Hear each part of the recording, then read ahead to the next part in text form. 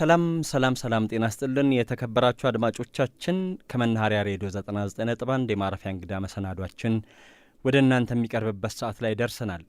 የዛሬው እንግዳዬ በኢትዮጵያ ኦርቶዶክስ ተዋሕዶ ቤተክርስቲያን በቅድስት ሥላሴ መንፈሳዊ ኮሌጅ መምህር ናቸው። የአራቱ ጉባኤያትም መምህር ናቸውና በቤተክርስቲያኒቱም ትልቅ ስፍራ አላቸው። እንግዲህ በእውቀት ሰው በሚለካበት በዚህ ዘመን አስፈላጊ የሆነውን እውቀት ይዘዋል። አባ ጸጋ ዘአብ አዱኛ ይባላሉ። ከዚህ በተረፈ ደግሞ እርሳቸው በሰፊው ያብራሩልናል። የአብሮነት ቆይታችንን ከእኛ ጋር ሆናችሁ እየተከታተላችሁ ስላላችሁ ከልብ አመሰግናለሁ። መርሻ ካሊ ከእንግዳችን ጋር አብሬያችሁ የምቆይ ነው የሚሆነው። ከእኛ ጋር ሆኖ ስንል በታላቅ አክብሮት ነው።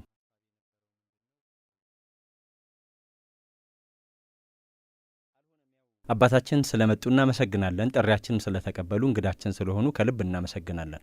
እኔም አመሰግናለሁ።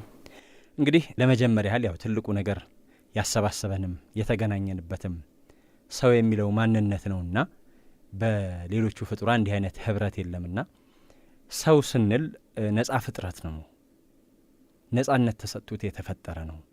ሃይማኖት ደግሞ ይህንን ነጻነቱን እያፈነ የሰው ልጅን ነጻ እንዳይሆን የተቋቋመ ድርጅት ነው በማለት ሐሳብ የሚያነሱ ሰዎች በብዛት ይሰማሉ። በተለይ በዚህ ሰዓት በዘመናችን ብዙ የሚንሸራሸር ሐሳብ ነውና እርስዎ ይህን ሐሳብ እንዴት ያዩታል? ሃይማኖት የሰው ልጅን ነጻነት የሚገታ ነው? የትኛውም ሃይማኖት ቢሆን ሃይማኖት ሳይሆን የሰው ልጅ ነጻነት የሚነሳው የሰው ልጅ መንፈሳዊ ማንነትና ተፈጥሯዊ ዝንባሌን በመተው ነው የሰው ልጅ ነጻነቱን የሚያጣው እንጂ ሃይማኖት የነጻነት አርማ፣ የነጻነት ምልክት ነው። ምክንያቱም እግዚአብሔር 22ቱን ስነ ፍጥረታት ሲፈጥር ከ22ቱ ስነ ፍጥረታት መካከል ነጻነቱ የቀና የረታው የሰው ልጅ ብቻ ነው።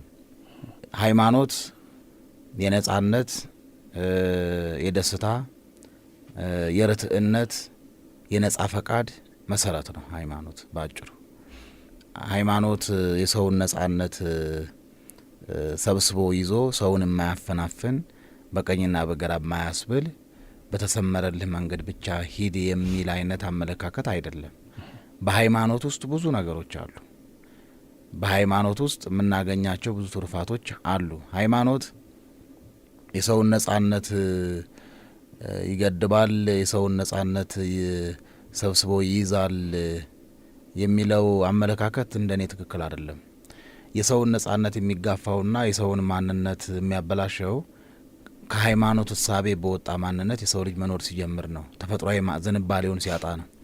ሃይማኖት ወይ ደግሞ ሀልዎተ እግዚአብሔርን ማመን በተፈጠርንበት ስርዓት እንድንኖርና በተፈጠርንበት ስርዓት ከመኖራችን የተነሳ ደግሞ ደስተኛ ህይወት እንድንመራ የሚያደርግ የህይወታችን መሰረት ነው። ለዛ ነው በዚህ መጽሐፈ ሲራክ ምዕራፍ 15 ቁጥር 17 ላይ ሞት ወህይወት ቅድመ ሰብ ይላል።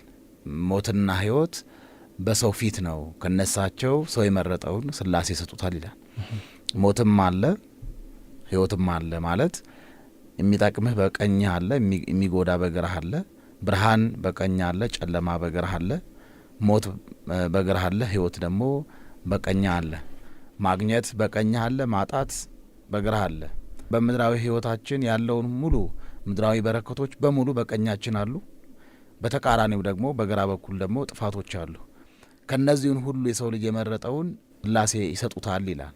ስለዚህ ሃይማኖት የነጻነት አርማ፣ የነጻነት ምልክት እንጂ የሰውን ነጻ ፈቃዱን የሚጋፋ አይደለም። እንዲያውም በጥንተ ፍጥረት እኮ አዳምን ለመበላይክሙ እንትኮ እጸ ሞተት መውቱ አይደል ያላቸው። ይህንን እጸ በለስ ብትበሉ የሞትን ሞት ትሞታላችሁ ነው ያላቸው። ይህንን እጸ በለስ ከበላችሁ ትሞታላችሁ፣ ምግባችሁን የተፈቀደላችሁን ምግቡን ብትበሉ ደግሞ አትሞቱም ብሎ ሞትንም ህይወትም በቀኝና በግራ ያደረገላቸው። ይሄ የነጻነት ምልክት ነው። አዳም እና ሔዋን ትእዛዘ እግዚአብሔርን ጥሰው እጸ በለስን በሉ። በሞተ ስጋ ሞተ ነፍስ ተፈረደባቸው ማለት ነው። ምግባቸውን ግን እየበሉ ቢኖሩ ግን ህይወትን ገንዘብ ያደርጉ ነበረ ማለት ነው። ሃይማኖት የሰውን ነጻነት የሚጋፋ አይደለም። እንዲያውም የሰውን ነጻነት የሚያበራ፣ የሰውን ተፈጥሯዊ ማንነትን የሚያፈካ፣ የተፈጠረበትን የረታውና የቀናውን ዓላማውን ሁሉ ሊያሳካለት የሚችል ነው። ሃይማኖት ማለት አለወተ እግዚአብሔር ማመን ማለት ነው። ለዛ ነው በቅዱሳን መላእክት በአዲስ ተፈጥሮ በክርስቶስ ቤዛነት ዓለምን ሊያድን የእግዚአብሔር ልጅ በምድር ላይ በተገለጠ ጊዜ ስብሐት ለእግዚአብሔር በሰማያት ወሰላም በምድር ስምረቱ ለሰብ ይላል። ወሰላም በምድር ስምረቱ ለሰብ የሰው ግእዛኑ ይሰጠው ዘንድ ይላል። ነጻነት ማለቱ ነው። በ5500 ዘመን በመንጸፈ ደይን ወድቆ በግራ አጋንንት ተቀጥቅጦ የነበረው የሰው ልጅ ሙሉ ነጻነቱ እንዲያገኝ፣ ሰላምን፣ ደስታን፣ እርቅን እንዲያገኝ በዮሐንስ ወንጌል ምዕራፍ 5 ላይ አንድ ታሪክ እንመለከታለን አይደለ? 38 ዓመት ሙሉ አልጋ ላይ ተኛን ሰው ምንድነው ያለው? ልትድን ትወዳለህ ወይ ብሎታል። 38 ዓመት ሙሉ በአልጋ ተጣብቆ እንደ ተዋን ተጣብቆ የኖረን ሰው ትድናለህ ወይ መዳን ትፈልጋለህ ወይ ብሎ መጠየቅ የሰው ልጅ የሃይማኖቱ ነጻነትን የሚያመለክት ነው። አዎ ድናለሁ ላለ ድህነት ይሰጠዋል። ዝም ላለ አልፈልግም ላለ ደግሞ ድህነት አይሰጠውም ነው። ስለዚህ እሳትም ውሃም ሞትም ሕይወትም ማግኘትም ማጣትም በሰው ልጅ በፊቱ ተደቅነዋል። የመረጠውን እንዲያደርግ ነው ሃይማኖት ነጻነትን የሚሰጠው ማለት ነው።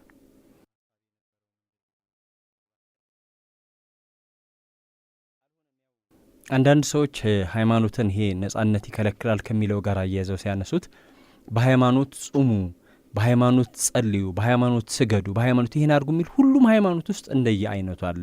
የሰው ልጅ ደግሞ ወደዚህ ምድር ሲመጣ ነጻነት የተሰጠው ነው። ሁሉንም ነገር የማድረግ አቅም የተሰጠው የማድረግ ነጻነት ስላለው ነው የሚል አድርገው ነው የሚያነሱት። እንዴት ነው ይሄን የሚያነሱት? ይኸውልህ የሰው ነጻነትና የእንስሳት ነጻነት ይለያያል። የሰው ነጻነት ሰብአዊ ነጻነት ነው ወይ ደግሞ እግዚአብሔራዊ ነጻነት ነው። እንስሳት፣ አራዊት፣ አእዋፍ ግን የነሱ ደግሞ ግዑዛዊ ነጻነት ነው። የሰው ልጅ ነጻነትን እግዚአብሔራዊ ነው ስንል ምን ማለት ነው ከተባለ ዝም ብሎ እንደ ባዝራ ፈረስ አይደለም። የሰው ልጅ ገደብ አለው ለነጻነቱ። ለምን? እግዚአብሔራዊ ሕይወት በውስጡ ስላለ፣ እግዚአብሔራዊ መንፈስ በውስጡ ስላለ። ለምሳሌ አሁን የሰው ልጅ ከነጻነቱ አንዱ እንደ መነፈግ ሰው የሚቆጥረው ልንገርህ፣ አለማግባት ነጻነት መንፈግ አይደለም። ማግባት ነጻነት ነው። ሁለት ማግባት ግን ከነጻነት የወጣ ነው፣ እንስሳዊ ጠባይ ነው። ምግብ መመገብ ኃጢአት አይደለም፣ ወይ ደግሞ ምግብ መመገብ ክልከላ የለውም፣ ነጻነት ነው መመገብ። አብዝተ መመገብ ግን ከነጻነት የወጣ ነው ማለት ነው። መናገር ነጻነት ነው። ንግግርህ ግን በትህትናና በፍቅር ሰውንና እግዚአብሔርን የሚያስደስት ሆኖ ካልተገኘ ግን ከነጻነት የወጣ እንስሳዊ ይሆናል ማለት ነው። ስለዚህ ሰው ልጅ የሚገደብባቸው ነገሮች አሉ። ተፈጥሯዊ ዝንባሌያችን ምንድን ነው? እግዚአብሔር ለእኛ ያደረገው ነገር ምንድን ነው? የሰው ልጅ መብላት፣ መጠጣት፣ መውለድ፣ መዋለድ ተፈጥሯዊ ነጻነቶች ናቸው። ከተፈጥሯዊ ነጻነቶች ውጭ የሚያደርጋቸው ነገሮች ደግሞ ምንድን ነው? ማግባት ነጻነት ነው ብለናል። ትርፍ መሄድስ ከነጻነት መውጣት ነው። መብላት መጠጣት ኃጢአት አይደለም፣ ነጻነት ነው። ጠጥተው ቢሰክሩ ደግሞ ነጻነት አይደለም፣ እሱ ሕገ ወጥ ነው ማለት ነው። ሰብአዊ አይደለም፣ እሱ እንስሳዊ ይሆናል። የሰው ልጅ ሙሉ ነጻነት አለው። ነጻነቱ ግን እግዚአብሔራዊ ነው። ነጻነቱ ግን በውስጡ መንፈስ እግዚአብሔር እንዳለበት እንደ ተፈጥሮ ገደብ ያለው ነው የሰው ልጅ ነጻነት ማለት ነው። ለምሳሌ አንበሳና ነብር ወይ ደግሞ ጅብ ወይም ድብ በሌሊት ይወጣሉ። የእነሱ ስሪታቸው ወይ ደግሞ ተፈጥሯቸው የሌሊት ተጓዥ ስለሆኑ ነው። የሰው ልጅ ግን ነጻነት አለኝ ብሎ በሌሊት ቢራመድ በጫካ ጅብ ይበላዋል። ለምን ካልክ ነጻነቱ ሰብአዊ ነው፣ ወይ ደግሞ እግዚአብሔር የተሰጠው ነጻነት ሰብአዊ ነው። ሰብአዊነቱ ግን ያ ነጻነቱ ግን ነጻ ነኝ እንደፈለግኩ መሆን ይችላለሁ ብሎ በሌሊት በጫካ አይጓዝም ጅብ እንዳይበላው። ለእሱ የተሰራለት በነጻነት እንዲመላለስበት የተሰጠው ግን በቀን በብርሃን ስለሆነ፣ ስለዚህ እንደ ሰውነት እንደ እግዚአብሔራዊ መንፈስ በውስጣችን እንዳለ ሰው የተሰጡን ነጻነቶች ልክና መጠን አላቸው ነው። ዝም ብለን ግን በቃ እኛ ነጻ ነን፣ እግዚአብሔር ነጻነት ሰጥቶናል፣ በተፈጥሯችን የሰው ልጅ ግእዛኑ ነጻ ነው በሚል እሳቤ ግን ልክ ልጓም እንደሌለው ፈረስ ልሁን ማለት ደግሞ እንስሳዊ ነው ማለት ነው። ወደ አራዊትነት ወደ እንስሳነት ይቀየራል ማለት ነው። ለዛ ነው ቅዱስ ዳዊት ሰብእሰን ዘክቡር ውእቱ እያይመረ ይላል፣ ወኮነ ከመ እንስሳ ይላል። ሰው ክቡር ነበረ፣ ክቡር ሲሆን እንደ እንስሳት ሆነ። በልጓም የፊታቸውን አቅጣጫ እንደሚቀይሷቸው እንደ እንስሳ ሆነ ይላል።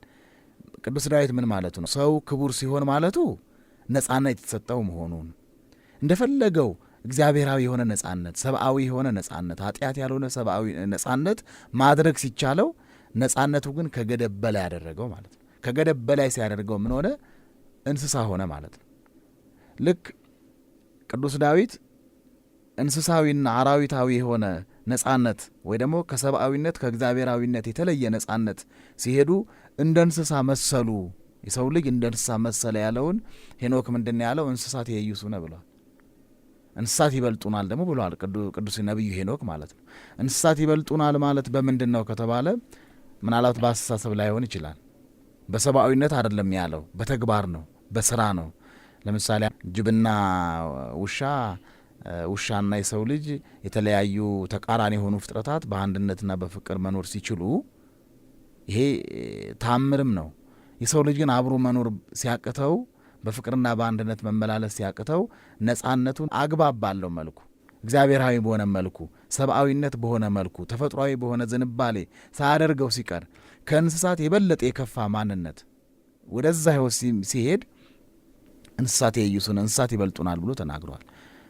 አንዳንድ ውሾችን እያየው ነበረ በሚዲያውና ሰው ሲታመም የሚያለቅሱ እያየው ነበረ እና ሰውን ሐኪም ቤት የሚያደርሱ ውሾችን እያየው ነበረ።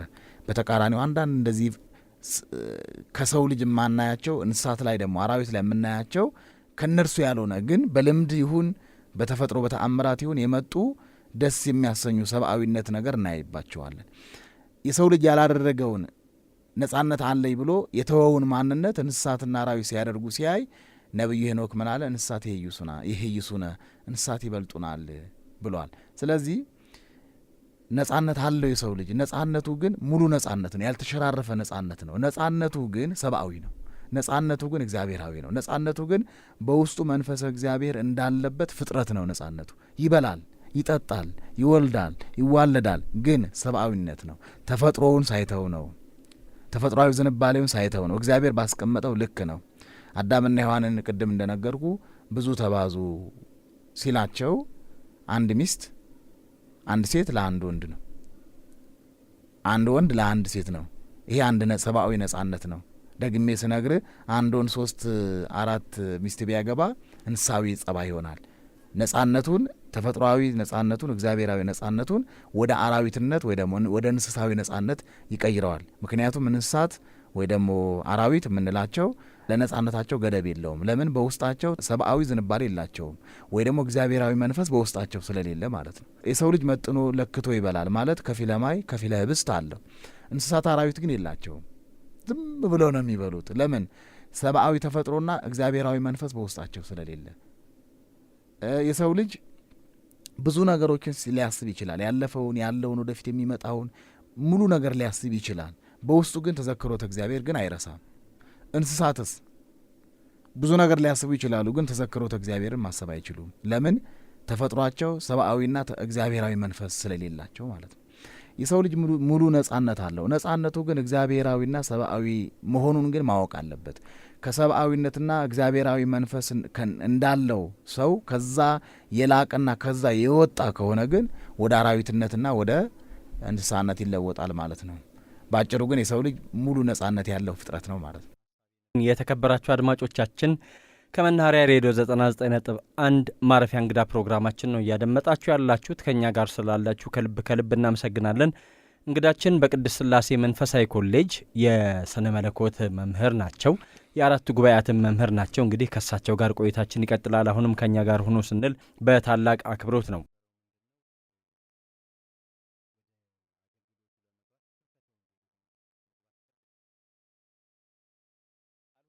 በቀደሙት ጊዜያት ሃይማኖትን ከፍልስፍና ጋር የሚያያይዙ ሰዎች ነበሩና ሃይማኖት ማመን ነው፣ ፍልስፍና ደግሞ ስሌት ነው። ይሄ ቢሆን እንደዚህ፣ ይሄ ቢሆን እንደዚህ ማለት ነው የሚል ነገር ይነሳበታልና ሃይማኖትና ፍልስፍና የተለያዩ ናቸው የሚል ነገር በሰፊው ይነገር ነበር።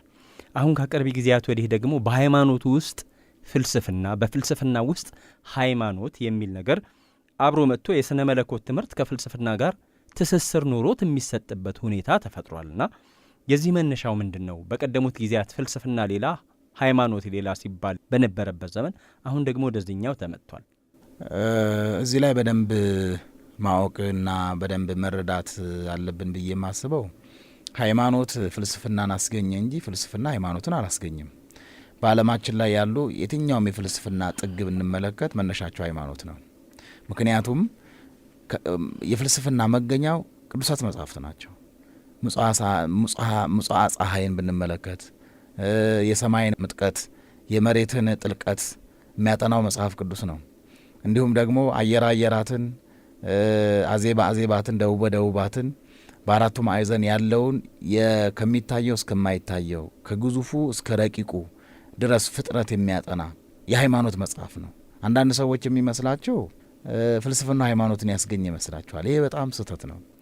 ሃይማኖት ነው ወይ ደግሞ ሀልዎተ እግዚአብሔር ከማመን ጋራ የተደረገ ጥናት ነው ፍልስፍናን ያስገኘው ማለት ነው።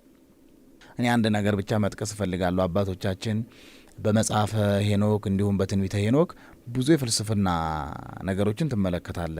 ስለ አየራት፣ ስለ ከዋክብት፣ ስለ ፀሐይ፣ ስለ መሬት ጥልቀት፣ ስለ ሰማይ ምጥቀት፣ ስለ ፀሐይ መውጫ፣ ስለ ሆተ ፀሐይ፣ ስለ ፀሐይ መስኮት እንዲሁም ስለ ጨረቃ መውጣትና መግባት፣ ስለሚታዩ ስለማይታዩ እንስሳት በርቀትና በርህቀት ያሉ በርቀት የምንላቸው ስለ ነፍስ፣ ስለ ነፍሳት፣ ስለ መላእክት፣ በርህቀት ደግሞ የሚታዩ እንደነ ቀርዱ፣ እንደነ አራራት፣ እንደነ ቤሄሞት፣ እንደነ ሌዋታን፣ አሁን ላይ ደግሞ በምድር ላይ ታይቶ የማይታወቁ ግን አሁን ላይ እየታዩ ያሉት እጅግ ታላላቅ የመሰሉ ፍጥረታትንም ጭምር በመጽሐፈ ሄኖክ ትመለከታለህ።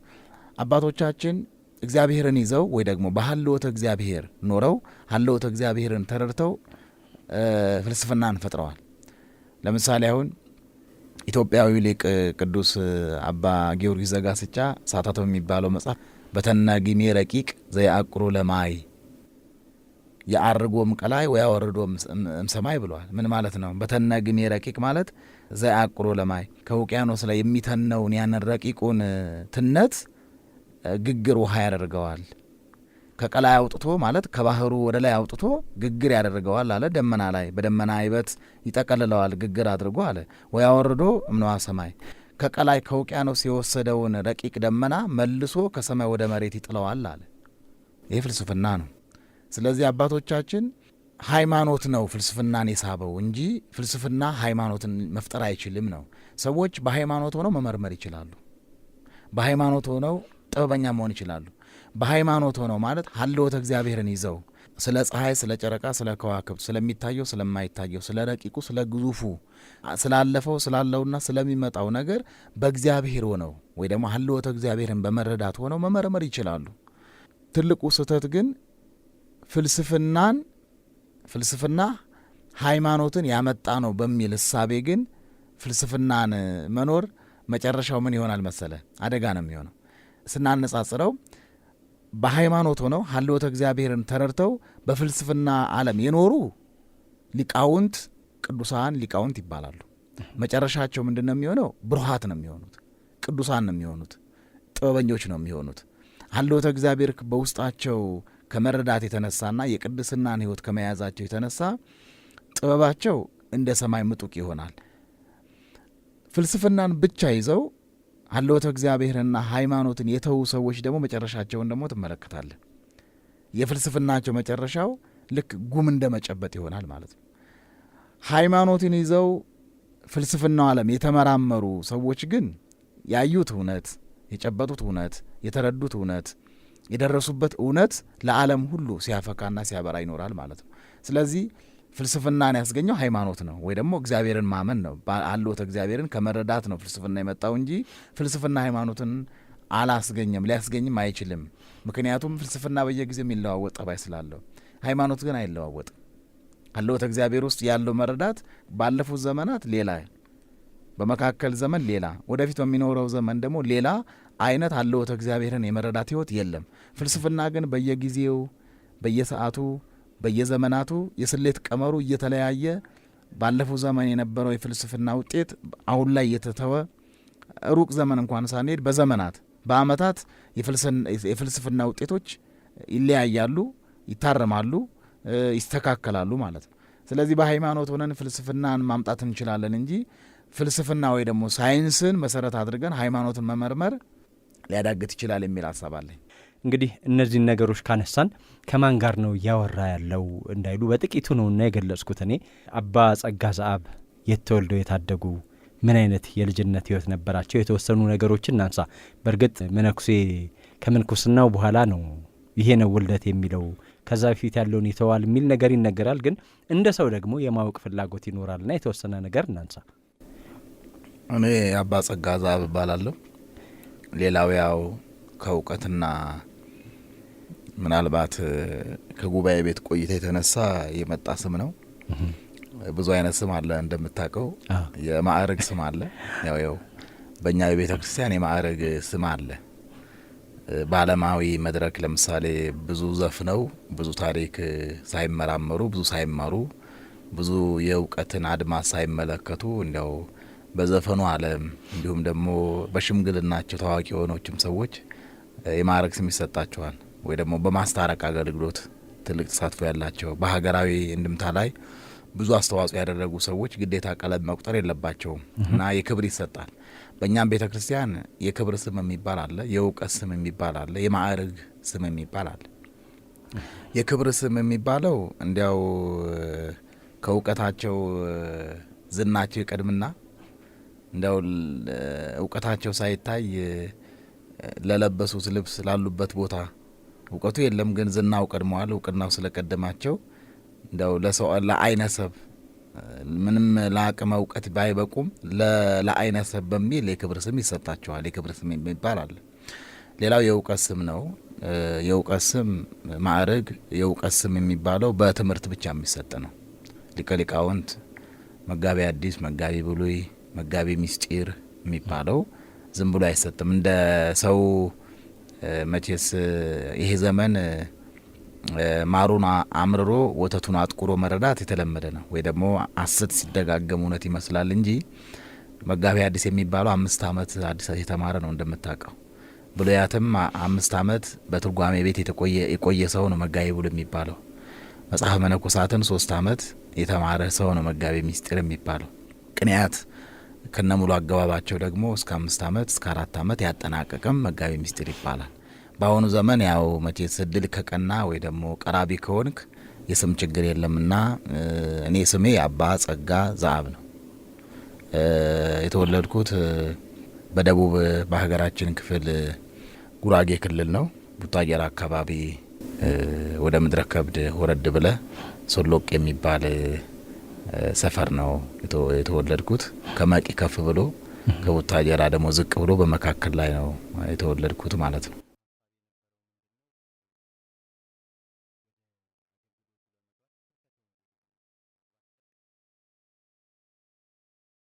የተባለውን ያህል ይህን ያህል ከተባለ በቂ ነውና የተከበራቸው አድማጮች፣ ከዛ በተረፈ ግን ስለ ትምህርታቸው የተወሰነ ነገር ቢነግሩን። የትምህርት ቤት ህይወት ብዙ ነገሮች እንዳሉት ይነሳልና ብዙ የሚታዩ እንትኖችም አሉ። የተማሩበት መጀመሪያ ይሄ ከዲቁና ጀምሮ የተማሩባቸው ቦታዎች የት ናቸው? አጠር አድርገን በናየው።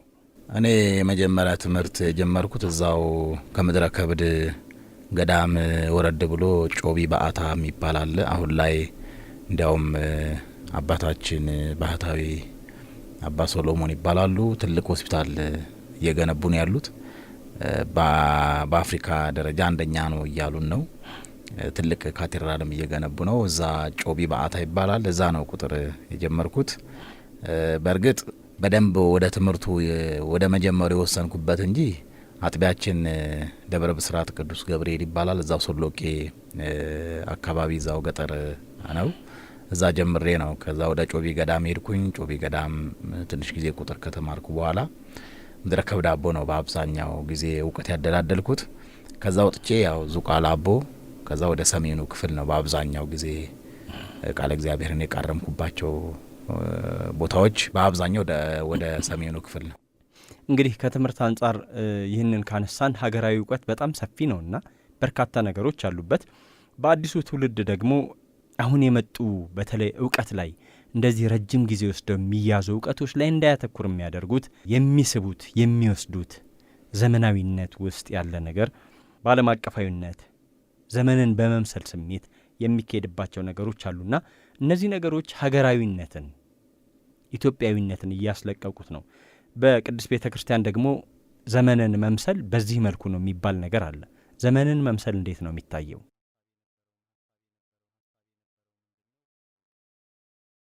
በ12 ዓመቱ ብሉያትና አዲሳትን አጥንተዋል። ትንቢትን መናገር፣ ራእይን መተርጎም፣ ስዕልን መሳል ያውቃል። በ12 ዓመቱ እጅግ የረቀቁ ብዙ ድርሳናትንም ደርሰዋል።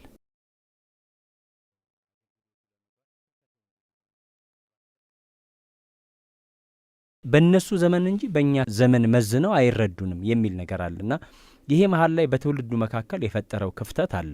ይህን ክፍተት እንዴት እንሙላው?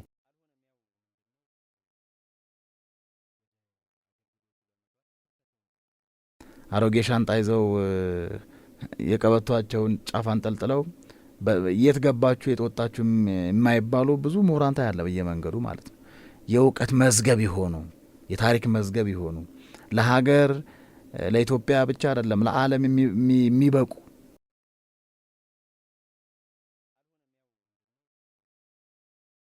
በመገናኛ ብዙሃኑ ማህበራዊ መገናኛ ብዙሃንን ተጠቅሞ ከሃይማኖት እሳቤ በሆነ ውጪ አንዱ አንዱን ሲያንቋሽሽ፣ አንዱ አንዱን ሲሰድብ የሚታይበት ነገር አለ።